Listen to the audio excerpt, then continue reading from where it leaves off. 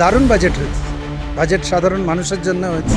MLA ল্যাডটা 70 lakh থেকে 1 কোটি হয়েছে, ফলে এলাকার কাজ করতে পারবো। এই দিকটা আমার কাছে পজিটিভ মনে হয়েছে। প্রত্যাশা পূরণের বাজেট হয়েছে এবং বিজেপি ভোটের আগে যে প্রতিশ্রুতিগুলো দিয়েছে অনেকগুলোই সেগুলো রক্ষা করার চেষ্টা করেছে। এবং এক কথায় আমি বলতে পারি যে অত্যন্ত ভালো বাজেট। দারুণ বাজেট হয়েছে।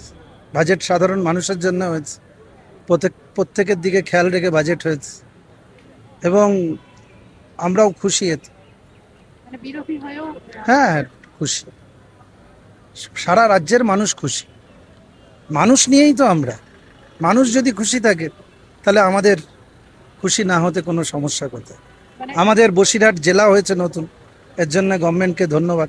আগেই প্রপোজালটা ছিল, এটা পাশ হলো আজকে।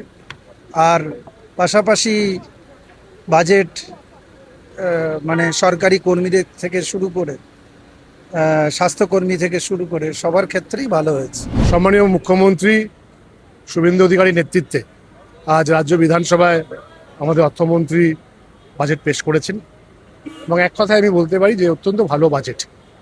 সর্বোপরি যেটা নিয়ে এতদিন আলোচনা হচ্ছিল, সমালোচনা হচ্ছিল, সেটা হচ্ছে ডিএ। রাজ্য সরকারি কর্মচারীদের একটা টাইম 20% ডিএ আজকে ডিক্লেয়ার করলেন। আগে ছিল 18%, এবারে বেড়ে হলো 20%, মানে 38% ডিএ তারা পাবে। প্লাস আশাকর্মীদের যে স্যালারি সেটাও বেড়েছে, প্যারা টিচারদের স্যালারি বেড়েছে, আপনার যারা আইসিডিএস তাদেরও বোধহয় স্যালারি বেড়েছে। সর্বোপরি যতটা পড়লাম এবং শুনলাম, এক কথায় অত্যন্ত ভালো বাজেট এই রাজ্য।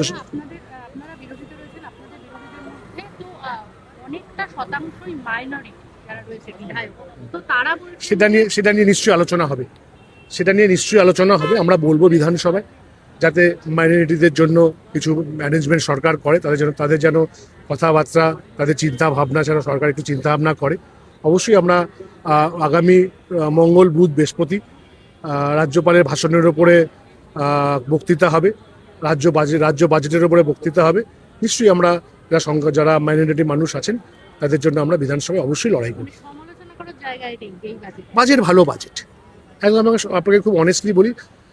এক কথায় বাংলার উন্নয়নের জন্য শুভেন্দু অধিকারী যে চিন্তা ভাবনা করেছেন এবং সর্বোপরি যারা কেন্দ্রীয় সরকারের যে প্রকল্পগুলো রাজ্য সরকার যেটা ইমপ্লিমেন্ট করছে সেটাও কিন্তু দেখবার মতো।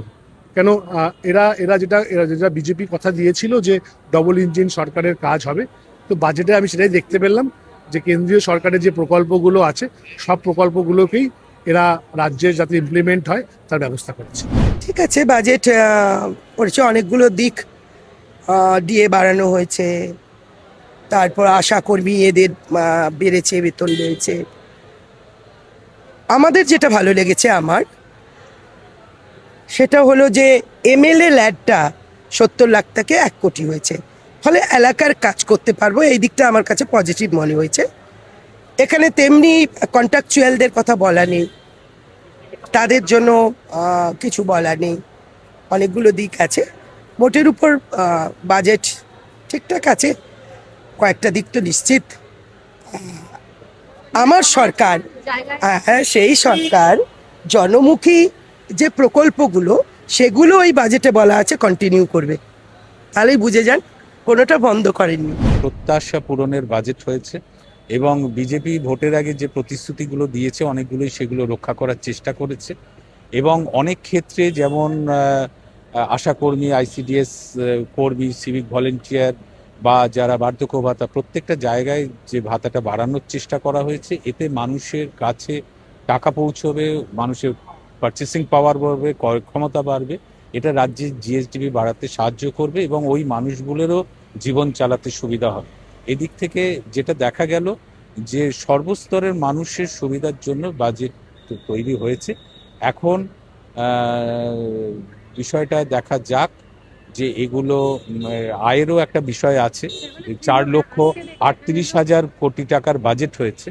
এটাও ট্যাক্স রেভিনিউ বাবদ এই টাকাটাকে বছরের শেষের মধ্যে তুলতে হবে, যাতে এই যে বাজেট করা হয়েছে সেই বাজেটটা যাতে পূরণ করা যায়।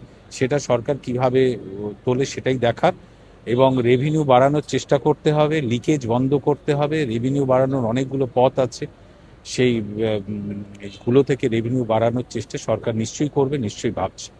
আজকে যেটা দেখা গেল বাজেটের পর সমস্ত তৃণমূলের বিধায়ক, তৃণমূলের নেতারা, আপনিও সক্রিয় রাজনীতিতে নেই কিন্তু তাও প্রাক্তন না, আমি রাজ্যের এলাম, মন্ত্রী আমি সবাই আজকে বাজেট হয়েছে, আমি একটা বাজেটের হ্যাঁ। সমালোচনা কেউ করছে না, সবাই বলছে মানে তাহলে কি দেখুন, একটা বিধানসভায় সরকার, বিরোধী থাকছে না? না এটা বিষয় না, একটা সরকার এসছে, তো মানুষ একটা পরিবর্তনের পর একটা সরকার এসছে, নতুন সরকারের নতুন বাজেট, ফলে এই সরকারকে সময় দিতে হবে।